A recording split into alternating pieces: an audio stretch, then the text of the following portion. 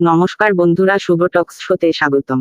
আজ এই একটা বড় খবর এসেছে যে আমেরিকান মিলিটারি শিপ 10 জন হুতি বিদ্রোহীদের মেরে ফেলেছে। পুরো ঘটনাটি হচ্ছে লাল সাগর মানে রেড সিতে কিছুদিন আগে ভারতের এই দুটি ট্রেড শিপকে ড্রোন দিয়ে হামলা করেছিল ইয়েমেনের হুতি বিদ্রোহীরা।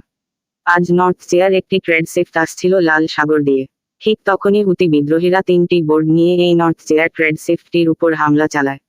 এই শিপটি তখন আশেপাশে সিগন্যাল দেয় যে আশেপাশে কোন শিপ আছে নাকি তাদের সাহায্য দরকার, তাদের ওপর হামলা হচ্ছে।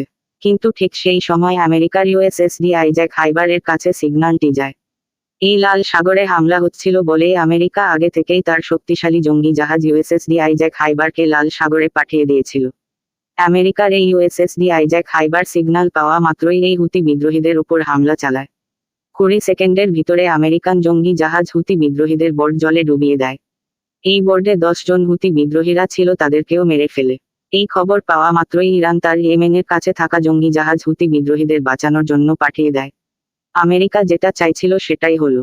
আমেরিকা সরাসরি ইয়েমেনে ঢুকে এই হুতি বিদ্রোহীদের উপর আক্রমণ করতে পারছিল না।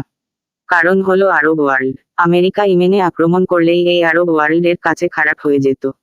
আজ আমেরিকা আক্রমণ করার সুযোগ পেয়ে গেল। আবার ইরান তার জঙ্গি জাহাজ লাল সাগরে আমেরিকার জঙ্গি জাহাজের সামনে দাঁড় করিয়েছে। এখন মনে হচ্ছে ইরান আমেরিকা যুদ্ধ হতে পারে। এতে ইরানের ক্ষতি, কারণ হলো আরব দেশের বাণিজ্যিক শিপগুলিকে হামলা চালাচ্ছিল হুতি বিদ্রোহীরা, আর এই হুতি বিদ্রোহীদের বাঁচানোর জন্যই ইরান তার জঙ্গি জাহাজ পাঠিয়ে দিয়েছে। আরব দেশগুলি ইরানকে সাপোর্ট করবে না। ভারতের সঙ্গে ইরানের সম্পর্ক ভালো, কিন্তু কিছুদিন আগে ভারতের দুটি ট্রেড শিপের উপর হামলা চালায় এই হুতি বিদ্রোহীরা। ভারত সাপোর্ট করবে না ইরানকে। ভিডিওটি ভালো লাগলে একটি লাইক দিয়ে দেবেন। প্লিজ চ্যানেলটিকে সাবস্ক্রাইব করে দেবেন এইরকম ভিডিও পাওয়ার জন্য। ভালো থাকুন, সুস্থ থাকুন, ধন্যবাদ।